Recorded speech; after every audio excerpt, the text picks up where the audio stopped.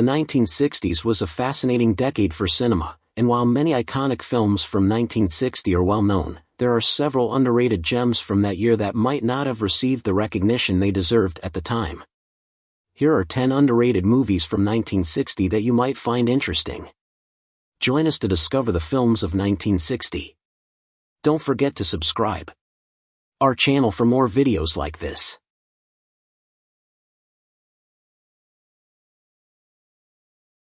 The Innocence is a classic psychological horror film directed by Jack Clayton and based on Henry James's novella The Turn of the Screw.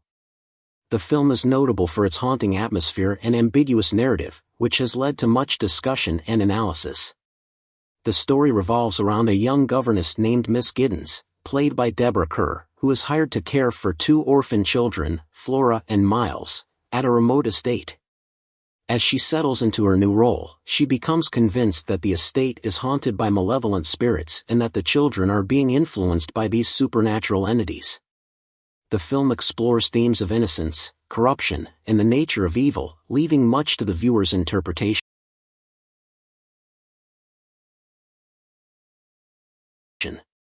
The City of the Dead, also known as Horror Hotel, is a British horror film released in 1960. Directed by John Llewellyn Moxey, the film has gained a reputation as a classic example of early 1960s horror. Here's a closer look at the film. The story centers on a young American student, Nan Barlow, played by Venetia Stevenson, who travels to the eerie town of Whitewood, Massachusetts, to research witchcraft for her thesis.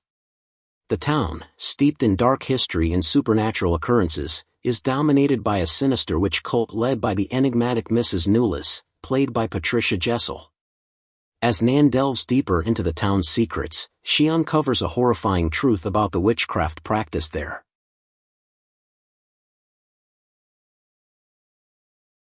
Pepe, a 1960 American musical comedy film directed by George Sidney. Pepe stars Cantinflas, the famous Mexican comedian, in the title role.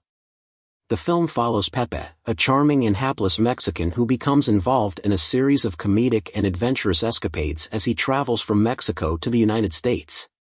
The plot involves his attempts to find a job and navigate various humorous situations, including encounters with eccentric characters and misunderstandings.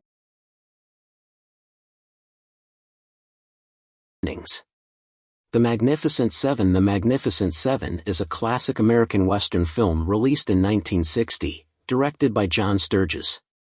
It's a remake of Akira Kurosawa's 1954 film Seven Samurai. The film is set in a small Mexican village that is being terrorized by a ruthless bandit named Calvera, played by Eli Wallach.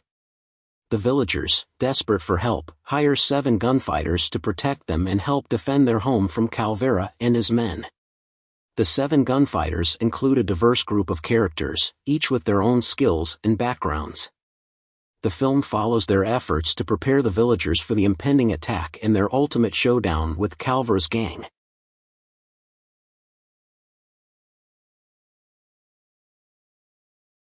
Elmer Gantry. Elmer Gantry is a 1960 American film directed by Richard Brooks, based on the novel of the same name by Sinclair Lewis. The film is a satirical drama that critiques the nature of religious revivalism and the character of charismatic preachers. The film follows Elmer Gantry, a charming but unscrupulous traveling salesman played by Burt Lancaster. Gantry becomes involved with a traveling evangelist named Sister Sharon Falconer, played by Gene Simmons. Despite his lack of genuine faith, Gantry uses his charm and rhetorical skills to become a prominent figure in the revivalist movement. The film explores themes of hypocrisy, moral corruption, and the power dynamics within religious institutions.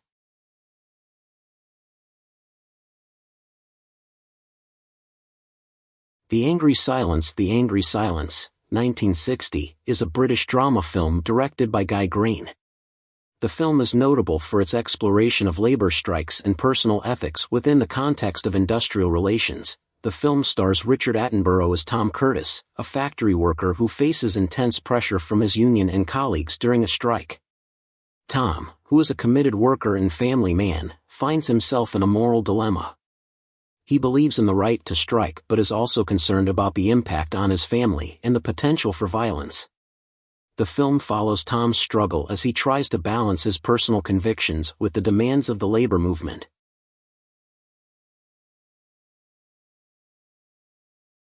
Gigi.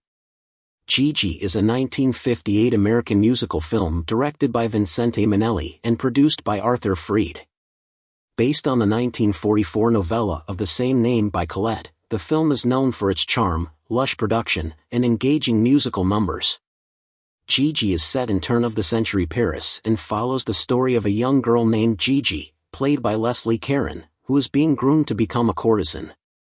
Gigi's world changes when she becomes the object of affection of a wealthy and charming playboy, Gaston Lacaille, played by Louis Jordan. As Gigi matures and their relationship develops, the film explores themes of love, societal expectations, and personal growth. The Dark at the Top of the Stairs. The Dark at the Top of the Stairs is a 1960 American drama film directed by Delbert Mann, based on the play of the same name by William Inge.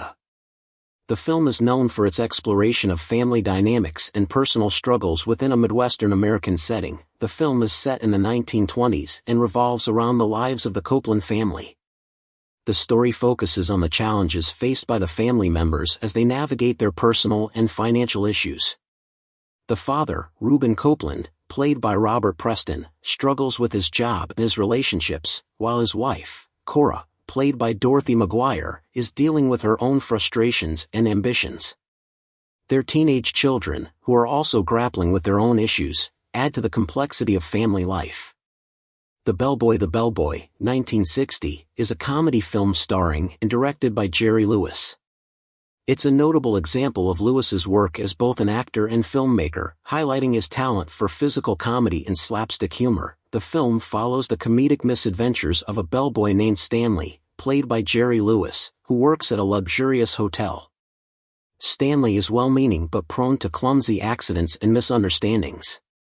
The movie is structured around a series of vignettes and gags involving Stanley's interactions with hotel guests and staff, showcasing his ineptitude and the chaos that ensues. A Place in the Sun, 1951, is a critically acclaimed American drama film directed by George Stevens, based on the novel An American Tragedy by Theodore Dreiser. The film is known for its compelling story, strong performances, and its blend of romance, drama, and suspense. The film stars Montgomery Clift as George Eastman, a young man from a poor background who becomes involved in a love triangle. He is working for his wealthy uncle, played by Charles Bickford, and is engaged to a wealthy heiress, Angela Vickers, played by Elizabeth Taylor. However, George is also in love with a working-class woman, Alice Tripp, played by Shelley Winters, who is pregnant with his child.